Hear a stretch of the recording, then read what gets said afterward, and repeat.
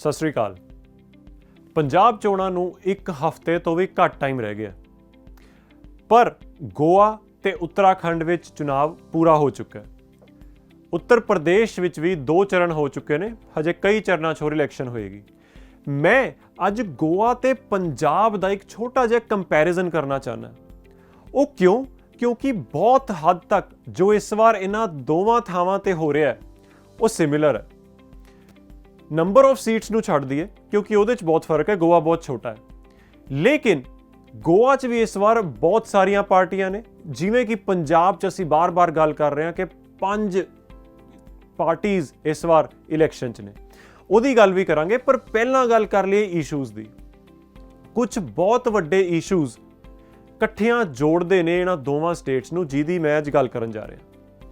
ਪਹਿਲੀ ਗੱਲ ਤਾਂ ਮਾਈਨਿੰਗ ਦੀ ਗੱਲ ਕਰ ਲਈਏ, ਜਿਹੜੀ ਪੰਜਾਬ ਵਿੱਚ ਵੀ ਬਹੁਤ ਵੱਡਾ ਇਸ਼ੂ ਬਣਿਆ ਹੋਇਆ ਹੈ ਤੇ ਗੋਆ 'ਚ ਵੀ। ਫਰਕ ਇਹ ਹੈ ਕਿ ਸਾਡੇ ਸੈਂਡ ਦੀ ਗੱਲ ਹੈ ਤੇ ਉੱਥੇ ਆਇਰਨ ਓਰ ਦੀ। ਦੂਸਰੀ ਗੱਲ ਹੈ ਕਰਪਸ਼ਨ ਦੀ, ਜੋ ਮੈਨੂੰ ਲੱਗਦਾ ਸਾਰੇ ਦੇਸ਼ 'ਚ, ਸਾਰੀ ਸਟੇਟਸ 'ਚ ਇਸ਼ੂ ਹੈ। ਉਹ ਇਲੈਕਸ਼ਨ ਇਸ਼ੂ ਬਣਦਾ ਕਿ ਨਹੀਂ, ਉਹ ਗੱਲ ਹੋਰ ਹੈ। ਉਸ ਤੋਂ ਬਾਅਦ ਅਨਇੰਪਲੋਇਮੈਂਟ। ਪੰਜਾਬ ਵਿੱਚ ਵੀ ਬਹੁਤ ਜ਼ਿਆਦਾ ਅਨਇੰਪਲੋਇਮੈਂਟ ਹੈ, ਗੋਆ 'ਚ ਬਹੁਤ ਜ਼ਿਆਦਾ ਹੈ। ਉੱਤਰਾਖੰਡ ਜਿੱਥੇ ਇਲੈਕਸ਼ਨ ਹੋਈ ਹੈ, ਦੇਸ਼ ਵਿੱਚ ਇਸ ਵੇਲੇ ਸਭ ਤੋਂ ਵੱਧ ਜਿਹੜਾ ਕੋਵਿਡ ਕਰਕੇ ਇੰਪੈਕਟ ਆਇਆ ਉਹ ਉੱਤਰਾਖੰਡ ਵਿੱਚ ਕਿਹਾ ਜਾ ਰਿਹਾ। ਦੂਸਰੇ ਨੰਬਰ ਤੇ ਪੰਜਾਬ ਹੈ। ਖੈਰ, ਫਿਰ ਤੇਲ ਦੇ ਦਾਮ, ਪੈਟਰੋਲ ਤੇ ਡੀਜ਼ਲ ਦੇ, ਇਹ ਗੱਲ ਤਾਂ ਹੈ ਹੀ ਹੈ। ਤੇ ਡਿਵੈਲਪਮੈਂਟ, ਜਿਹੜਾ ਕਿ ਹਰ ਕੋਈ ਅੱਜ ਕੱਲ੍ਹ ਵਿਕਾਸ ਦੀ ਗੱਲ ਕਰਦਾ ਹੈ। ਹੁਣ ਗੱਲ ਕਰ ਲਈ ਕਰਪਸ਼ਨ ਦੀ।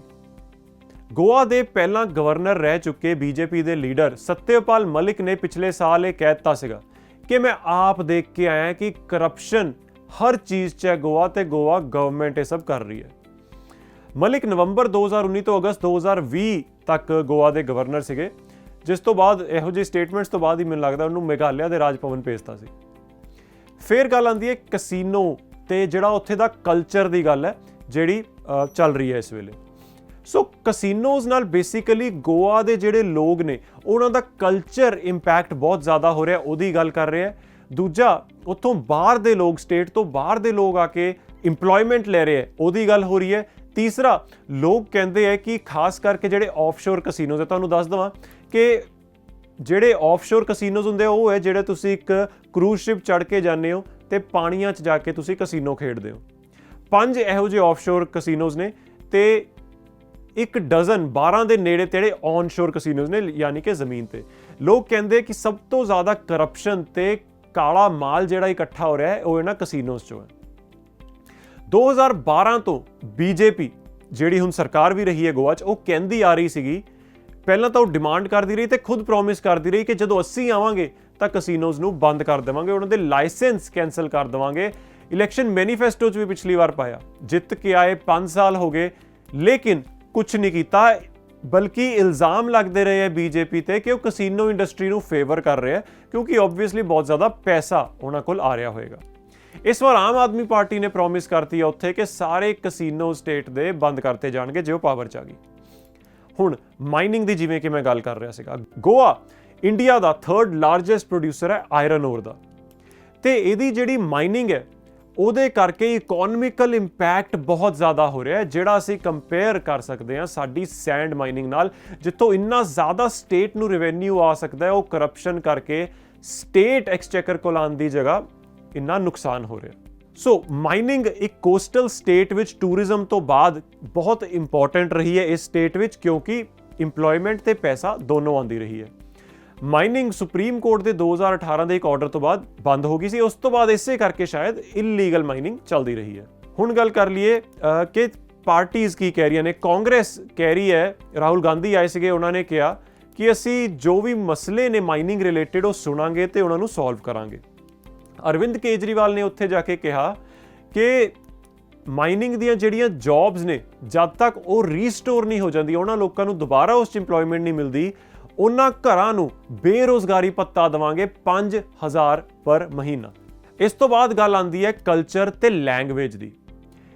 ਇਹਦਾ ਆਪਾਂ ਕੰਪੈਰੀਜ਼ਨ ਇਸ ਲਈ ਕਰ ਸਕਦੇ ਹਾਂ ਕਿ ਗੋਆ, ਜਿੱਥੇ ਕੈਥੋਲਿਕ ਡੈਮੋਗ੍ਰਾਫਿਕ, ਜਿਹੜਾ ਕ੍ਰਿਸਚੀਅਨ ਕੈਥੋਲਿਕ ਪੋਪੂਲੇਸ਼ਨ 26% ਹੈ, ਬੜਾ ਵੱਡਾ ਨੰਬਰ ਹੈ। ਪੰਜਾਬ ਇੱਕ ਸਿੱਖ ਮੈਜੋਰਿਟੀ ਸਟੇਟ ਹੈ। ਇਹ ਦੋਵੇਂ ਕਮਿਊਨਿਟੀਜ਼ ਇਹੋ ਜਿਹੀਆਂ ਜਿਹੜੀਆਂ ਦੇਸ਼ 'ਚ ਵੈਸੇ ਬਿਲਕੁਲ ਛੋਟੀ ਮਾਈਨੋਰਿਟੀ ਨੇ। ਸੋ ਇੱਥੇ ਜਦੋਂ ਗੱਲ ਆਉਂਦੀ ਹੈ ਭਾਸ਼ਾ ਦੀ ਤਾਂ ਇੱਥੇ 3 ਭਾਸ਼ਾਵਾਂ ਮੇਨਲੀ ਚੱਲਦੀਆਂ ਨੇ। ਇੱਕ ਹੈ ਕੋਂਕਣੀ ਭਾਸ਼ਾ। ਕੋਂਕਣੀ ਭਾਸ਼ਾ ਸਾਰੀ ਕੋਂਕਣ ਕੋਸਟ ਵਿੱਚ ਬੋਲੀ ਜਾਂਦੀ ਹੈ, ਚਾਹੇ ਉਹ ਕਰਨਾਟਕਾ, ਗੋਆ, ਮਹਾਰਾਸ਼ਟਰ, ਬਹੁਤ ਜਿੰਨੀ ਵੀ ਕੋਂਕਣ ਕੋਸਟਲ ਸਾਈਡ ਜਿਹੜੀ ਲੱਗਦੀ ਹੈ ਉੱਥੇ ਬੋਲੀ ਜਾਂਦੀ ਹੈ। ਦੂਸਰੀ ਆਉਂਦੀ ਹੈ ਮਰਾਠੀ, ਕਿਉਂਕਿ ਇਹ ਮਹਾਰਾਸ਼ਟਰ ਦੇ ਕੋਲ ਹੈ, ਬਹੁਤ ਲੋਕ ਮਰਾਠੀ ਵੀ ਬੋਲਦੇ। ਤੇ ਤੀਸਰੀ ਜਿਹੜੀ ਮੈਂ ਇੱਕ ਵਾਰ ਕੀ ਫਿਰ ਦੱਸ ਦਿੰਦਾ, ਕੈਥੋਲਿਕ ਪੋਪੂਲੇਸ਼ਨ ਹੈ ਜਿਹੜੀ ਉਹ ਇੰਗਲਿਸ਼ ਬੋਲਦੀ ਹੈ। ਸੋ ਸਕੂਲਾਂ 'ਚ ਕਿਹੜੀ ਹੋਣੀ ਚਾਹੀਦੀ, ਅਫੀਸ਼ੀਅਲ ਕਿਹੜੀ ਹੋਣੀ ਚਾਹੀਦੀ ਹੈ, ਇਹ ਬਹੁਤ ਵਿੱਚ ਮਸਲਾ ਬਣਿਆ ਹੋਇਆ।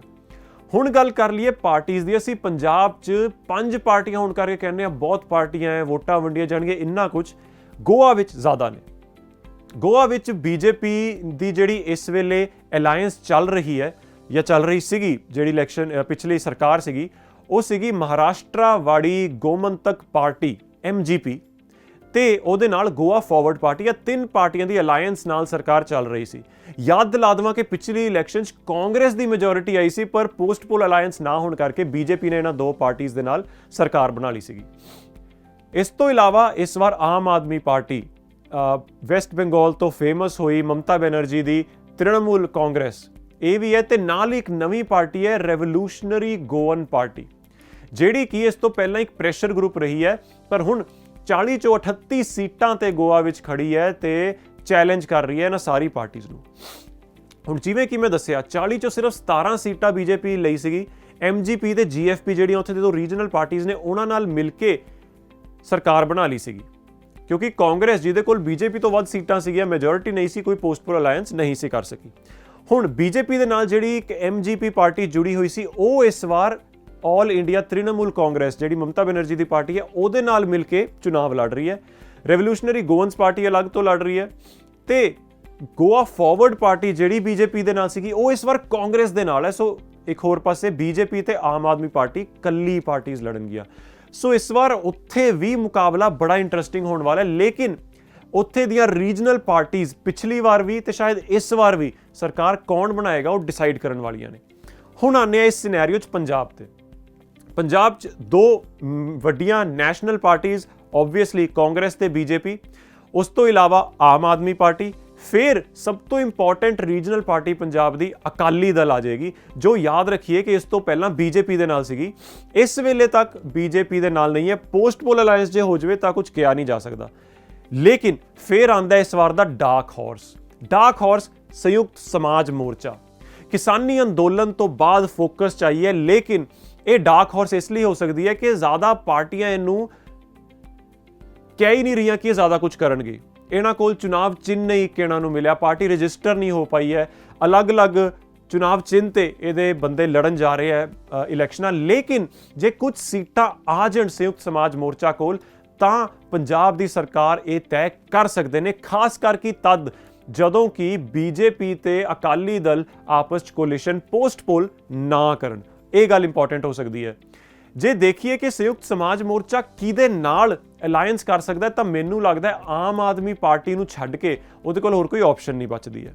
ਕਿਉਂਕਿ ਜੇ 3 ਵੱਡੀਆਂ ਪਾਰਟੀਆਂ ਦੀ ਗੱਲ ਕਰੀਏ, ਅਕਾਲੀ ਦਲ ਬੜਾ ਮੁਸ਼ਕਿਲ ਹੈ ਕਿਸਾਨਾਂ ਨਾਲ ਗੱਠਜੋੜ ਹੋਵੇ, ਕਿਉਂਕਿ ਉਹ ਜਾ ਸਕਦੀ ਹੈ ਬੀਜੇਪੀ ਦੇ ਨਾਲ ਜੇ ਲੋੜ ਪਈ, ਜੇ ਇੰਨੀਆਂ ਸੀਟਾਂ ਆਣ। ਸੋ ਆਮ ਆਦਮੀ ਪਾਰਟੀ ਇੱਕ ਆਪਸ਼ਨ ਬਚਦੀ, ਜਿਹਦੇ ਨਾਲ ਪਹਿਲਾਂ ਵੀ ਗੱਲ ਚੱਲ ਰਹੀ ਸੀ। ਸੀਟ ਸ਼ੇਅਰਿੰਗ ਕਰਕੇ, ਸਿਰਫ ਸੀਟ ਸ਼ੇਅਰਿੰਗ ਕਰਕੇ ਇਹਨਾਂ ਦਾ ਪ੍ਰੀ ਪੋਲ ਗੱਠਜੋੜ ਨਹੀਂ ਹੋਇਆ। ਸੋ ਇੱਕ ਵਾਰ ਜਦੋਂ ਪੋਲ ਹੋ ਜਾਂਦੇ, ਸੀਟਾਂ ਆ ਹੀ ਜਾਂਦੀ ਹੈ, ਜੇ ਆ ਦੋਵੇਂ ਮਿਲ ਕੇ ਸਰਕਾਰ ਬਣਾ ਸਕਣ ਤਾਂ ਇਹ ਬਹੁਤ ਵੱਡਾ ਚਾਂਸ ਹੋ ਸਕਦਾ। ਲੇਕਿਨ ਕੀ ਰੀਜਨਲ ਪਾਰਟੀਆਂ ਗੋਆ ਦੀ ਤਰ੍ਹਾਂ ਪੰਜਾਬ ਵਿੱਚ ਇਹ ਫਰਕ ਪਾ ਸਕਣਗੀਆਂ, ਇਹ ਦੇਖਣਾ ਬਾਕੀ ਹੈ। ਦੂਸਰੀ ਗੱਲ ਮੈਂ ਕੰਪੈਰੀਜ਼ਨ ਇਸ ਲਈ ਕੀਤਾ ਸੀਗਾ ਕਿ ਸਟੇਟਸ ਦੇ ਇਹਨਾਂ ਦੋਵਾਂ ਦੇ ਚਾਹੇ ਮਸਲੇ ਸਿਮਿਲਰ ਨੇ, ਲੇਕਿਨ ਬਹੁਤ ਅਲੱਗ ਤਰੀਕੇ ਨਾਲ ਡੀਲ ਕੀਤਾ ਜਾ ਰਿਹਾ।